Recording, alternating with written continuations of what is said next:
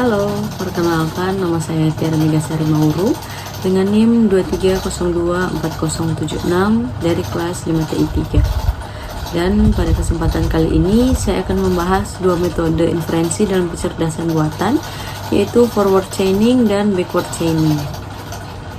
Baiklah, kita di sini masuk ke tujuan. Tujuan yang pertama yaitu kita akan memahami mesin inferensi sebagai inti penalaran sistem pakar. Yang kedua, mengenal dan menganalisis metode inferensi, yaitu ada forward chaining atau penalaran maju, prinsip data driven, dan yang kedua ada backward chaining atau penalaran mundur, prinsip goal driven. Kemudian yang ketiga, membandingkan keunggulan dan kekurangan kedua metode. Dan yang keempat, mengidentifikasi tiga teknik pencarian dasar yang mendukung implementasi kedua metode tersebut. Next, inference engine atau mesin inferensi. Mesin inferensi adalah otak dari sistem pakar, yaitu fungsinya adalah melakukan penalaran untuk mendapatkan kesimpulan baru, dan siklus kerjanya disebut prosedur matchfire. Yang pertama adalah knowledge base atau basis pengetahuan, tempat menyimpan semua aturan dalam bentuk if then. Yang kedua ada match, yaitu mesin mencari aturan di knowledge base yang kondisi if partnya cocok dengan fakta yang ada di database. Dan yang ketiga fire atau jalankan, jika ada kecocokan aturan tersebut dijalankan untuk menghasilkan kesimpulan. Kemudian yang keempat database, menyimpan fakta-fakta yang diketahui. Kesimpulan yang baru dihasilkan akan ditambahkan sebagai fakta baru dan siklus ini berlanjut. Ini visualnya. Next, kita masuk ke forward chaining. Introduction. Definisinya, metode inferensi yang dimulai dari fakta-fakta yang diketahui dan bergerak maju atau dari kondisi ke kesimpulan untuk melihat apa yang bisa disimpulkan. Kemudian ada karakteristik, bersifat data driven atau bottom up, dan prosesnya didorong oleh data atau fakta yang tersedia. Dan visualisasinya, fakta awal ke aturan, kemudian ke kesimpulan akhir, atau seperti membuat rantai penalaran maju. Seperti ini visualnya. Baiklah, sekarang kita masuk ke forward chaining example rules and execution. Ini adalah demonstrasi penalaran maju dalam diagnosis medis. Proses forward chaining langkah demi langkah, di mana data awal yang diketahui kita mulai dengan fakta yang sudah diketahui dari pasien, suhu lebih dari 100 derajat, sakit lebih dari 1 bulan, dan sakit tenggorokan. Cycle 1 memproses rule 2. Sistem mencari aturan yang cocok dengan fakta yang ada. Rule 2, if temperatur lebih dari 100 dan fever cocok. Kesimpulan, pasien demam. Kemudian cycle 2 memproses rule 3, dengan fakta baru demam, sistem mencari lagi. Rule 3, if sick lebih dari 1 month and fever dan bacterial infection cocok. Kesimpulan, infeksi bakteri. Cycle 3 memproses rule 1, dengan fakta baru infeksi bakteri, sistem mencari lagi. Rule 1, if sore throat and bacterial infection then strep throat cocok. Kesimpulan, strep throat. Diagnosis akhir, pasien menderita strep throat. Next, backward chaining introduction. Definisi backward chaining adalah metode goal driven atau digerakkan oleh tujuan. Proses penalaran dimulai dengan sebuah goal atau kesimpulan yang ingin dibuktikan, lalu menelusuri mundur untuk mencari aturan-aturan yang kesimpulannya sesuai dengan goal tersebut.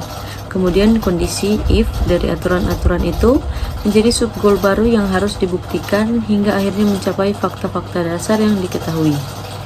Konsep visual, goal D memerlukan pembuktian sub goal B dan C yang pada akhirnya harus didukung oleh fakta A dan X. Next, backward chaining example 1 logical. Sini kita memiliki goal utama, yaitu buktikan D, kemudian fakta yang diketahui A benar, X benar, aturan yang tersedia, rule 1, if A dan B dan D. Kemudian rule 3, if A dan X dan B. Kemudian proses pembuktian langkah demi langkah. Langkah yang pertama, menetapkan goal. Goal kita sangat jelas, yaitu buktikan bahwa D benar. Sistem mulai dari sini dan bekerja mundur. Langkah 2, mencari aturan untuk D. Sistem mencari aturan yang kesimpulannya adalah D. Ditemukan rule 1, if A dan B dan D. Artinya, untuk membuktikan D, kita perlu membuktikan A perlu dicek dan B perlu dicek. Kemudian langkah 3, memeriksa subgoal A. Subgoal A langsung dicek di database fakta. A sama dengan true, satu syarat terpenuhi. Kemudian langkah keempat, menangani subgoal B. Subgoal B tidak langsung ditemukan dalam fakta. Jadi B menjadi subgoal baru yang harus dibuktikan. Langkah 5, mencari aturan untuk B.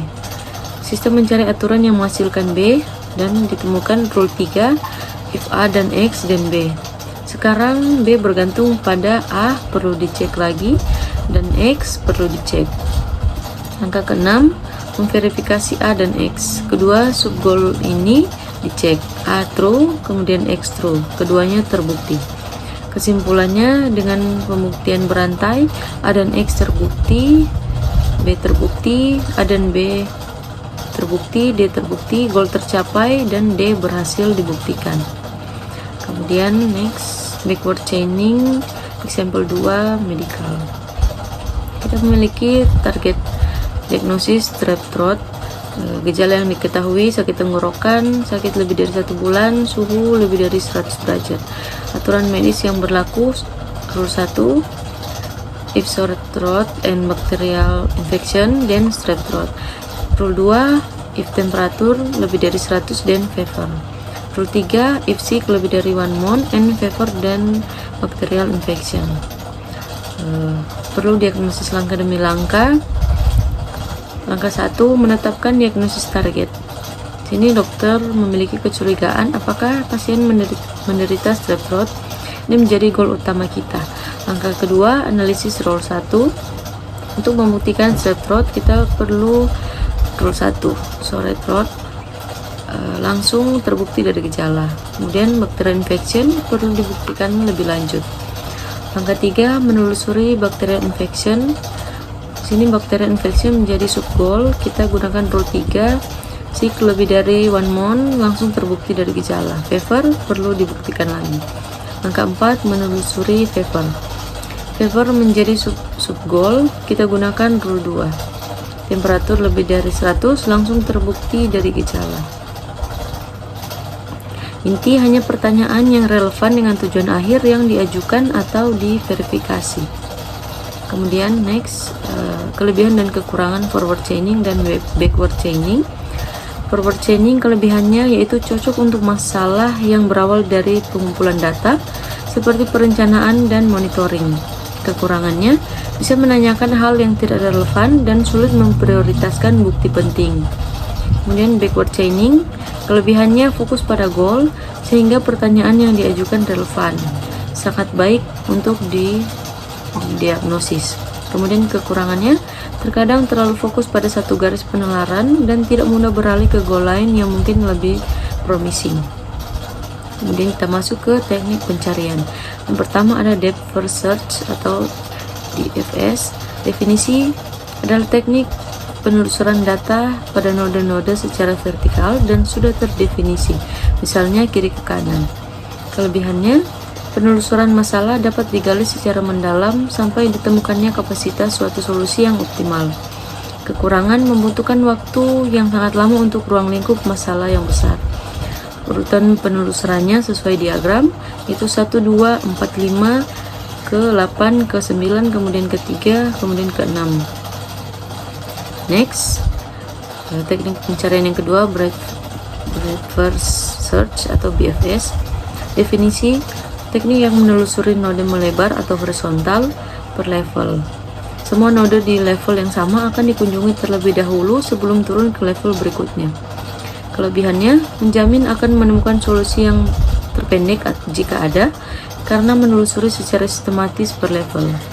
Kekurangan, membutuhkan memori yang besar dan waktu lama jika solusi berada di level yang dalam, karena harus menelusuri semua node di level atasnya terlebih dahulu. Urutan penelusurannya menurut diagram 1, ke 2, ke 3, ke 4, ke 5, ke 6, ke 7, ke 8, dan ke 9. Next, teknik pencarian best first search. Definisinya, teknik pencarian yang menggunakan pengetahuan masalah atau heuristik untuk memandu pencarian.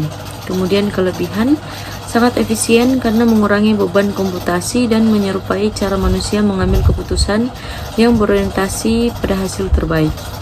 Kekurangannya, tidak menjamin menemukan solusi yang paling optimal atau hanya mendekati yang terbaik, bergantung pada akurasi fungsi heuristik. Urutan penelusuran menurut diagram 1 ke 3 kemudian ke 6. Next, kita masuk ke kasus atau graph visualization. Tujuan mencari rute terpendek dari Jakarta start ke Kediri, goalnya berdasarkan data jarak.